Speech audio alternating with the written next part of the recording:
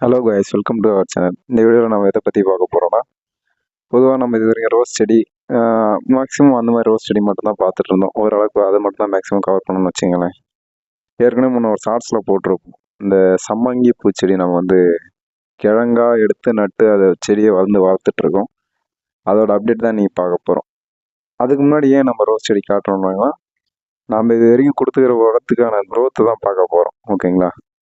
இந்த வீடியோவில் போன வீடியோவும் பார்த்துருப்பீங்க. இதே செடியிலேருந்து ஒரு 2 பூ டிஃப்ரெண்ட் கலர் வந்து பறிச்சது. இது வந்து நம்ம பட்டன் ரோஸ் வெரைட்டி வரும். ஓகேங்களா? இதுலேயுமே நல்லா செடியோட க்ரோத் இல்லைனாலும் பூ இப்போ தான் வைக்க ஆரம்பிக்குது நம்ம கொடுத்த உரத்தினால. இதுலேயுமே இப்போ பூ வச்சிருக்கு. ஓகேங்களா? அதோட சின்ன ஒரு அப்டேட் தான். ஓகே, இப்போ வீடியோக்குள்ளே போகலாம். ஃபஸ்ட்டு வந்து நம்ம இந்த சம்மங்கி கிழங்கு வந்து எடுத்துக்கிட்டோம். கிழங்கு எப்படி இருக்குன்னு காட்டுறேன்.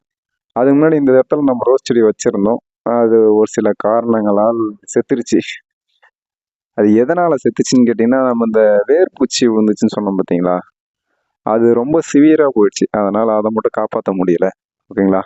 அந்த இடத்துல தான் இப்போ நம்ம அந்த சம்மங்கி பூச்செடியோட வந்து அந்த விதை கிழங்கை வந்து நடப்போகிறோம். இதுக்கு விதை கிழங்குன்னு தனியாக இருக்கான்னு கேட்டிங்கன்னா அப்படி இல்லை. ஓகேங்களா? அந்த செடி இருக்குதுன்னா அதுக்கு அடியில் இருக்க கிழங்கை எடுத்து நம்ம நடலாம். அதுதான் நீ நடப்போகிறோம். அதுக்கு முன்னாடி வந்து மண்ணை நல்லா லூஸ் பண்ணிக்கிட்டு ஒரு அடி அளவுக்கு வந்து மண்ணை நல்லா ஃப்ரீயாக லூஸ் பண்ணி விட்டுக்கிட்டோம். அப்போ தான் வந்து சீக்கிரமாக துளிர் வரும், சீக்கிரமாக வேரும் கீழே இறங்கி நல்லா வேர் வச்சு நிறைய துளிர் வரும். அதனால் லூஸ் பண்ணி விட்டுக்கினாச்சு. இதுதான் அந்த கிழங்கு. ஓகேங்களா? பார்த்தாலே தெரியும், அந்த சின்னதாக இருக்குது பார்த்தீங்களா ஒயிட் கலரில், அதுலேருந்து அந்த செடி வந்து துளுத்து வரும். இது வச்ச ஒரு வாரத்துலேருந்தே அதோட க்ரோத் நல்லாவே இருந்துச்சு. நான் சும்மா இது வந்து இந்த இடத்துக்கு பத்துமான்னு கேட்டிங்கன்னா இதோட அதிகமான இடத்துல வைக்கலாம். நான் சும்மா வச்சு வளர்த்து பார்க்கலான்றதுக்காக மட்டும்தான் இதை வைக்கிறேன்.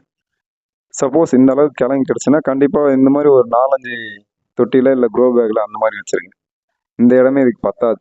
ஏன்னா இதோட க்ரோத் வந்து அந்த 4 சைட்லேருந்துமே நல்லா அந்த கிளையாக வந்து நிறைய செடி வரும். அதில் தான் நம்ம நிறைய பூ வைக்க ஆரம்பிக்கும். ஓகேங்களா? இந்த இடம் நான் சரி இந்த ஒரு இடம் தான் இருக்குதுன்றதுனால தான் நான் இந்த பாட்டில் வச்சுக்கிறேன். சப்போஸ் உங்களுக்கு இடம் இருக்குது இல்லை பாட் இருக்குது க்ரோ பேக் இருக்குதுன்னா இதை பிரித்து வச்சுருங்க. ஒரு 4-5 க்ரோ பேக்கில் வச்சுருங்க. ஒரு க்ரோ பேக்கு மேக்ஸிமம் ஒரு 2 கிழங்கே போதும். அதுலேருந்தே உங்களுக்கு நல்லா செடி வந்துடும். நல்லா அந்த ஒரு அடி அந்த மண்ணை கிளறி விட அது எதுக்கு அந்த மாதிரி கிளறி விட சொன்னான்னு இப்போ தெரியும்னு நினைக்கிறேன். நம்ம ஈஸியாக வந்து நட ஆரம்பிச்சிடலாம். அதுவுமே ஈஸியாக சீக்கிரமாக வேர் இறங்கும். இப்போ நம்ம மண் வந்து டைட்டாகவே இருந்துச்சுன்னா வேர் இறங்காத கஷ்டமாக இருக்கும். அதனால் அந்த லூஸ் பண்ணி வச்சுட்டோம்னா நம்ம ஈஸியாக வந்து அப்படியே ஜஸ்ட்டு ஒரு விரலால் மட்டும் லைட்டாக குழி மாதிரி எடுத்துகிட்டு அதிலே வச்சு மூடி விட்டுருலாம். ஃபஸ்ட்டு வாட்டி எல்லாமே ஒரு ஆர்டராக வச்சுருக்கோன்னு வச்சுங்களேன். அதாவது இருக்கிறது கொஞ்சம் அதிகமான கிழங்குன்றதுனால கிட்ட கொஞ்சம் ஆர்டராக வச்சுட்டோம். இதை வந்து வச்சு ஃபஸ்ட் நாள் இன்னும் ஜஸ்ட் ஒரு வாரத்துலேயே பார்த்தீங்கன்னா க்ரோத் வந்து நம்ம முடியாத அளவுக்கு வந்துச்சு. அதாவது எந்த செடியிலையுமே இந்த மாதிரி வராது, ஆனால் இந்த செடியில் வந்துச்சு. அதை வந்து ரிசல்ட்டை வந்து நேராகவே பார்க்க முடியும். ஓகேங்களா? அடுத்த ஒரு 4 நாளில் க்ரோத்தை பார்க்குறீங்க. இப்போ ஓகேங்களா? நல்லாவே அந்த துளிர் எடுத்து வர ஆரம்பிச்சிச்சு பாருங்க.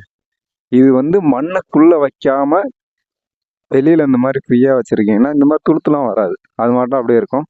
நீங்கள் எப்போ ஒன்ஸ் மண்ணுக்குள்ளே வைக்க ஆரம்பிச்சிட்டிங்களோ அதுலேருந்தே அது வந்து துளுத்து வர ஆரம்பிச்சிடும். இது வந்து ஜஸ்ட் ஒரு 4 நாள்லேயே வந்து துளிர் இது.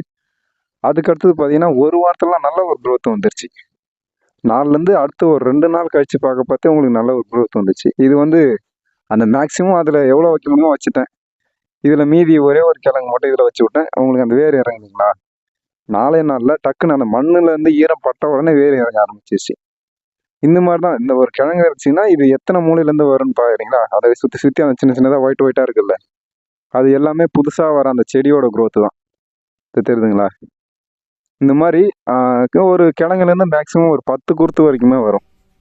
இது அடுத்த ஒரு 4லேருந்து இதுக்கு முன்னாடி பார்த்தது 4 நாள் க்ரோத்தா, இது வந்து எக்ஸ்ட்ரா ஒரு வாரத்தில் வந்து நல்லாவே க்ரோத். அந்த இலைலாம் வந்து ஒரு 3-4 இலைக்கிட்ட வர ஆரம்பிச்சிருச்சு. அதுக்கு அடுத்தது ஒரு 3 நாள், அதாவது ஃபஸ்ட்டு க்ரோத் வர்றது தான் ஒரு 4 நாள் ஆகுது. அதுக்கப்புறம் டக்கு ஒரு 2 நாள் கேப்லேயே நல்லா ஒரு க்ரோத் வந்துச்சு. இது பார்த்தீங்கன்னா நான் விசாரித்த வரைக்கும் நட்டதுலேருந்து பூ பூக்கிறதுக்கு 60லேருந்து 90 நாளைக்குள்ளே, மேக்ஸிமம் 90 நாளைக்குள்ளே பூ பூக்க ஆரம்பிச்சிருமா. ஓகேங்களா? இது எத்தனை நாளில் பூ பூக்குதுன்னு பார்ப்போம். நான் ஃபஸ்ட்டு எடுத்து வச்சேன்ல, அதுலேருந்து எவ்வளோ குருத்து வருது பாரு தனியாக வச்சது. இது ஜஸ்ட்டு ஒரு 15வது நாள். ஓகேங்களா? நல்ல ஒரு growth வந்துச்சு. இதை பார்த்துட்டு கமெண்டில் ஒரு சில பேர் வந்து இது இஞ்சி செடி, ஆனால் பாதி பேர் வந்து கரெக்டாக சொல்லிட்டீங்க. ஒரு சில பேர் மட்டும் இஞ்சி செடின்னு சொல்லியிருந்தீங்க. ஓகேங்களா, இஞ்சி செடி இல்லை, இஞ்சி செடி இந்த மாதிரி வராது. அதோட இலைய வந்து வேற மாதிரி இருக்கும். ஓகே, ஒன்றும் பிரச்சனை இல்லை. அதை வருது பார்த்தீங்களா, இந்த மாதிரி வந்துச்சுன்னா ஒவ்வொரு குருத்துலேருந்துமே பூ வர ஆரம்பிச்சிடும் அந்த 90 நாள் கொண்டு. நல்ல ஒரு growth இருக்கும். ஒரு வீட்டில் நீங்கள் நார்மலாக வளர்க்குறதா இருந்தால் ஒரு 4லேருந்து 5 கிழங்கே போதும். அதுலேருந்தே நீங்கள் அடுத்த பிளான்டேஷன் கொண்டு போய்க்கலாம். ஒரு வருஷம் கழிச்சிருந்துச்சுன்னா அதுக்கடுத்து அடியில் நிறைய கிழங்கு வைக்க ஆரம்பிச்சிடும். அதை எடுத்து நம்ம பிரித்து தனித்தனியாக வைக்க ஆரம்பிச்சிடலாம். இப்போ வருது பாருங்கள், இந்த மாதிரி வந்துச்சுன்னா ஒரு 10 குருத்து வருதுன்னு பார்த்து 10லேருந்துமே பூ வரும் அந்த 90 நாளைக்கு அப்புறம். இப்போ அது இல்லாமல் அடிஷ்னலாக நம்ம சங்குப்பூ முன்ன ஒரு ஷார்ட்ஸில் அப்டேட் பண்ணியிருப்பேன்னு நினைக்கிறேன். அதை வந்து விதையிலேருந்து எடுத்து போட்டிருக்கோம்.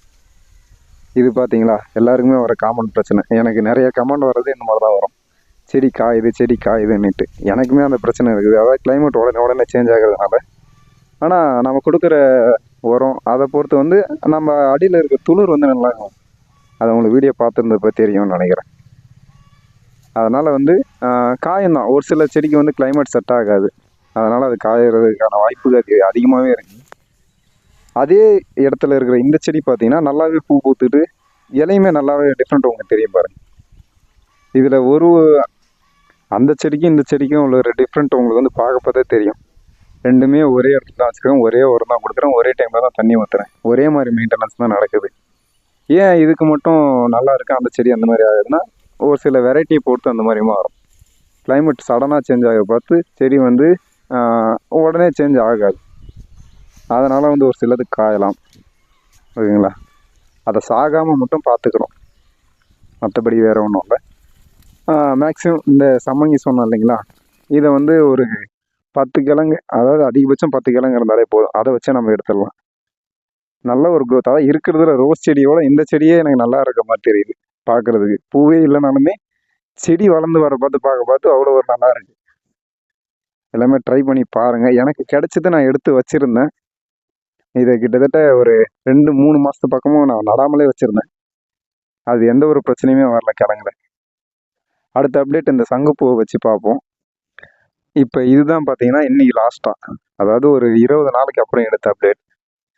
செடி எப்படி இருக்குன்னு நீங்களே பார்த்துங்க. நீங்கள் ரோஸ் செடி பூ பூத்து பார்க்குறதோட இது செடி வளர பார்த்தே நல்லா இருக்கும். பூ பூத்து அதுக்கப்புறம் அது 2வது டைம் பார்க்குறது, செடி வளர பார்த்தே நல்லா உங்களுக்கு அந்த க்ரீனிஷாக இருக்கிறது, இது எல்லாமே பார்க்குறதுக்கு நல்லா இருக்கு. ஓகே, அவ்வளோதான் இன்றைக்கான வீடியோ. இந்த வீடியோ பிடிச்சிருந்தா லைக் பண்ணுங்கள், ஷேர் பண்ணுங்கள். சப்ஸ்கிரைப் பண்ணாத பார்க்குறீங்கன்னா கண்டிப்பாக சப்ஸ்கிரைப் பண்ணிடுங்க.